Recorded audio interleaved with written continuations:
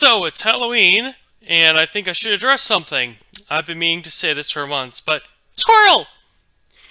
I haven't done any of the Marvel Zombies bit this year, but I'm not only distracted as a frontline worker, I'm loath to go into discussing apocalyptic plagues before there's a working Covidium vaccine. I know some creators call it the coof, but this is my name for it.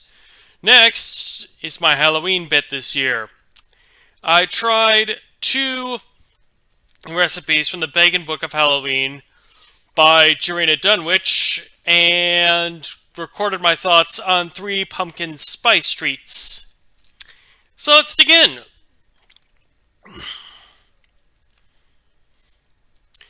Beginning with the Boar's Head Pumpkin Pie Hummus, it feels and tastes like I'm dipping into a store-bought pie. But there's still the mild taste and distinctive feel of the chickpeas, primary ingredient of any good hummus. Followed by water, then pumpkin. Tastes like it came from a can. Not bad, but I know the taste of homegrown squash pies. We used to grow and bake them at home. Next up, R.W. Knudsen Pumpkin Juice Cider. Tastes like sparkling cider, but with pumpkin pie spice. No, it's not quite right.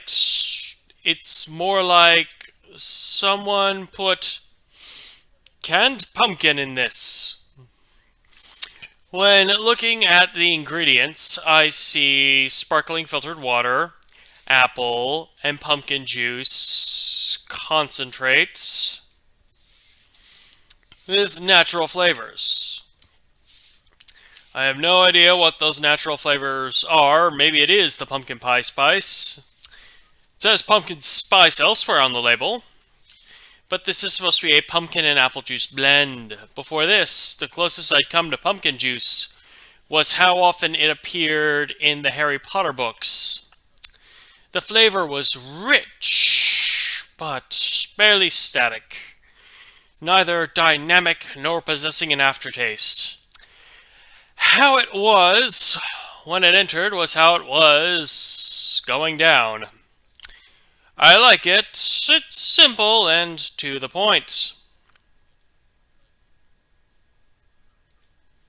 The pumpkin spice scone is from Starbucks, so it is what you are expecting. Softer baked substance topped in a firm coating shell with a solid drizzle atop.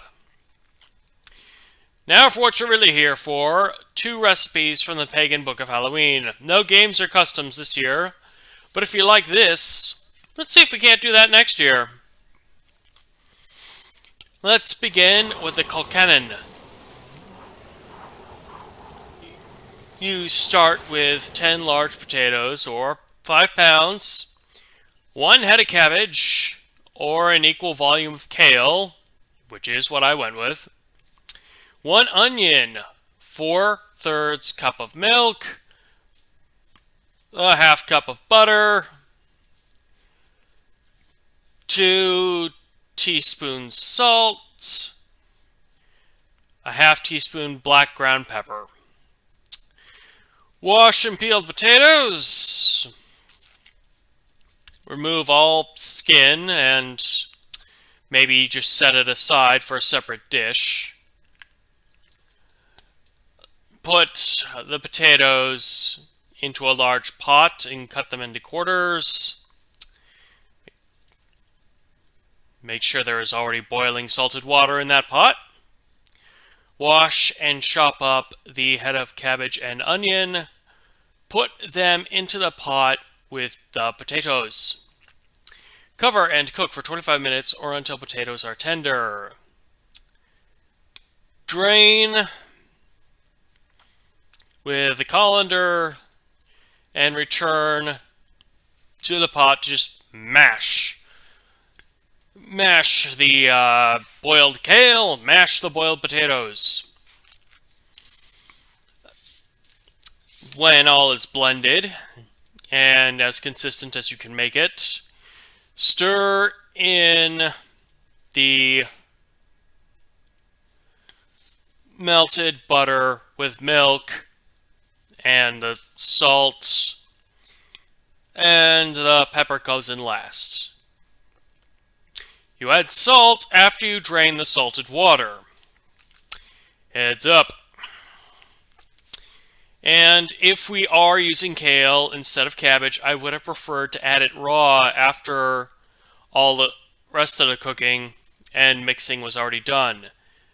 The boiling leached out a lot of the green goodness. But I don't have any qualms about boiling cabbage.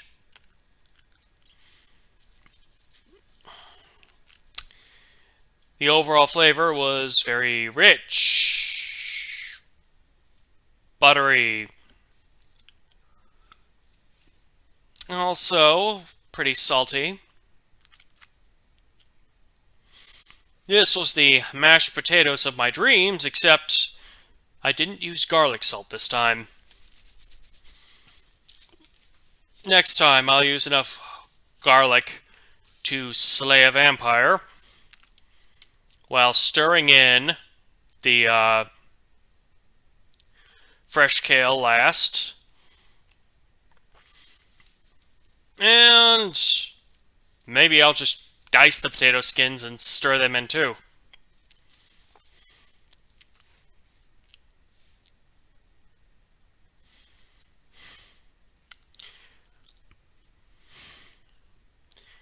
Before we move on to the hazelnut cookies, I'd like to address something you might have spotted. For those of you familiar with Celtic lore, the term Colcanin sounds like Cuchulainn, the Irish folk hero who was supposed to have that nice Gargoyles spin-off. But more of him in the description. Let's get on to the more fun stuff. Cookies. Before you assemble the ingredients and begin preparations with them, preheat the oven to 400 degrees. By the time it's ready, you should be just about all done or having only a few minutes to wait. Start with 7 1/4 cups of flour, 1 teaspoon of baking powder, and a 1/2 teaspoon of baking soda, with a 1/2 teaspoon salt, a whole teaspoon nutmeg, a whole teaspoon of cinnamon, 1/4 pound of softened or melted butter, with a teaspoon of vanilla, a cup of sugar, 2 eggs, 1½ cups chopped hazelnuts, and 1 cup of raisins. Word to the wise, another name for hazelnut is filberts. That tripped me up when I was gathering ingredients. I was lucky. Some of the filberts I had helped pick, I got in previous years, I got to add into this batch of cookies. Save money, race nostalgia. This was a good day. Mix the flour with the baking powder and the baking soda, the salt, the nutmeg, and the cinnamon in a smaller bowl set aside. In your larger bowl, begin by mixing together the butter, vanilla, and the sugar. Beating well, you add the eggs and the milk, and then you beat until mixture is smooth gradually, and the sift in the dry ingredients, beating until mixed thoroughly. Finish by adding the hazelnuts and raisins. Place well-rounded teaspoons of the dough about 2 inches apart on a cookie sheet, either disposable foil or something reusable. You may have noticed that I didn't actually have a teaspoon that small. The results were a little interesting,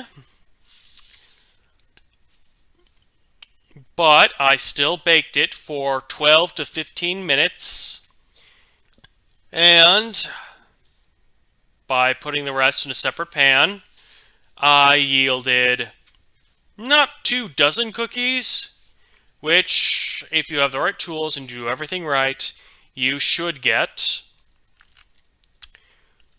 But I certainly got enough. Well, now that that's over, pumpkin season is still here for another couple months.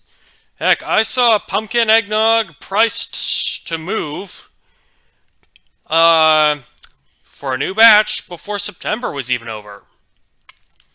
What pumpkin products would you like to see get more exposure? Let us know in the comments. Like, dislike, share wherever you want. So the algorithm can finally notice us. Besides, I wouldn't mind a few more people knowing Kilkennon when it's time for their next holiday.